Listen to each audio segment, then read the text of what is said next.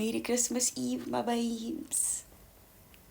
I'd like to build on to what I said to you yesterday about creating the reality that you want for yourself. I know it sounds like an impossible task. It sounds impossible because you're looking at everything around you and you're thinking, she's talking kak. I know that. Do you know what I say to that?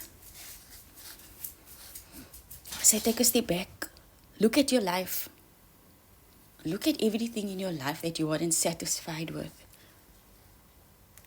You created it.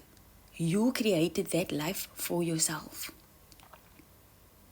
But not for your authentic self. Oh, baby. Baby girl. Come here. Baby. Tokyo.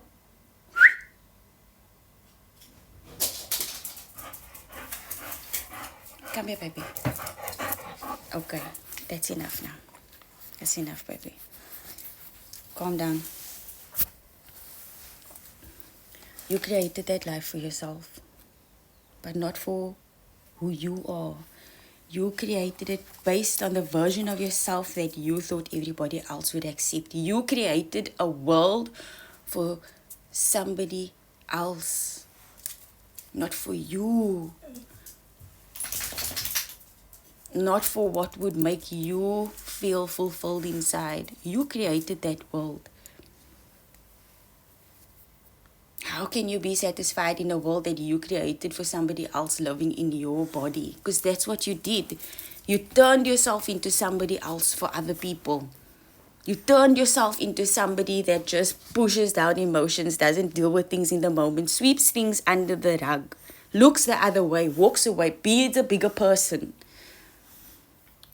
And that's not you. That's why you feel unsettled inside, because that is not what got you the resolution that you needed for those situations. That is what turned you into the most frustrated person, to the point where you're not even able to bring and package your thoughts in a way that is understood. Because after the first time of not being able to package your thoughts, you got trampled on and you assumed that identity. And the world that you are living in is around that identity.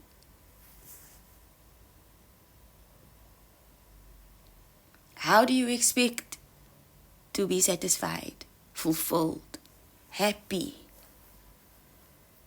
in a world that wasn't made for you?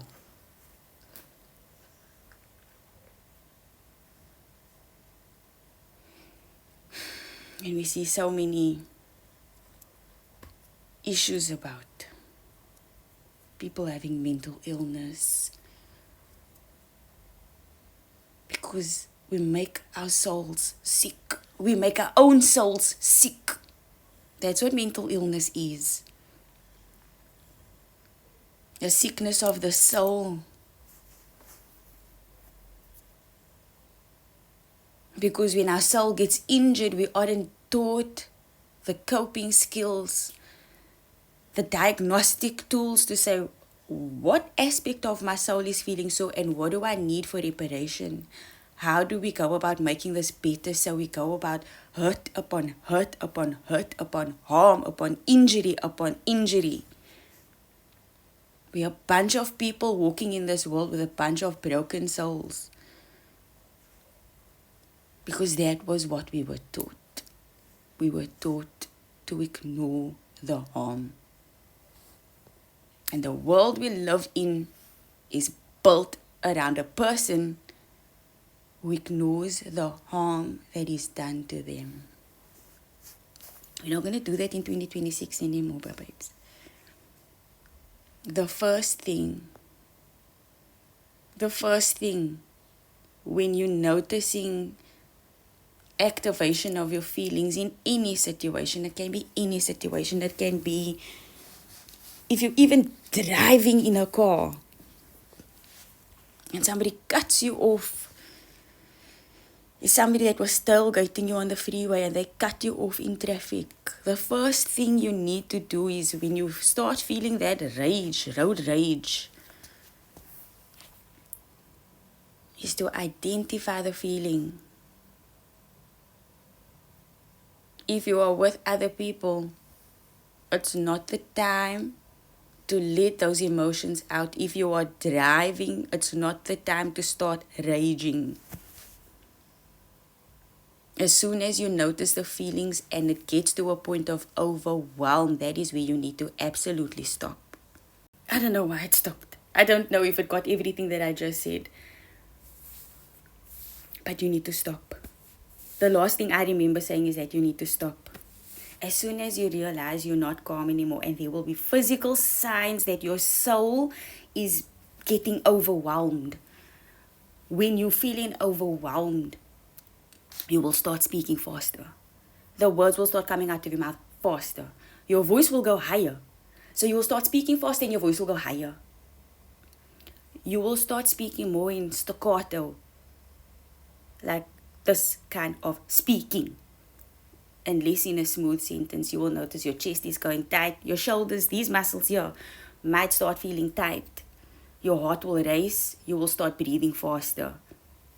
If you aren't able to identify from your soul, yet your body will give you the physical manifestation of your feelings. And when you notice that your body isn't calm anymore, that is your indication to stop. Just stop. If you can't speak in the way that you usually speak when you're calm, that is the indication to stop.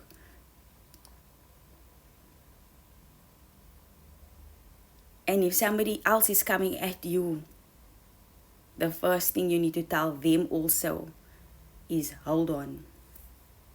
Give me a minute to think. I need you to pause. Stop. I need you to stop right now. Back off. That's the first thing. And if you can't think clearly in that moment, if you're still too overwhelmed and you can't carry on in that moment, in that very moment, what you can tell them is, I'm not in a good space for this conversation right now. We need to stop. And then you calm down. Then you go away and you calm down. That is the first step. The first step is to look and see, oh, whoa, what is going on right now, and stop. Stop the whole interaction. If it's only you, stop yourself. If it's between you and the other person, then you lead that person to a dead stop. That's the first step. That's the first step. It sounds easy. It sounds easy. It's not easy, my babes. To put it into practice every single time, it is not easy. After doing it enough times, you will notice a less of a overwhelm and a more of a, I can deal with this. I can handle this.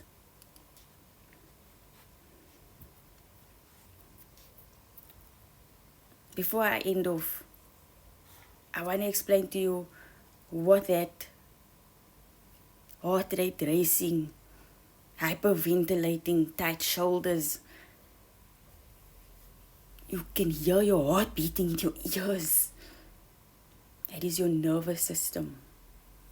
That is your nervous system responding to the emotions that you're feeling. I've only got a minute left. It's going to have to be another part. It's going to have to be another part. I'll explain to you what that physical representation is. I'll explain it in the next video. Until then, my babes, use openosity, not your holotology, and that's all from me for now. I'll see you in my next one. Okay, bye. That Loki sounded like T's and C's. Oh, yeah.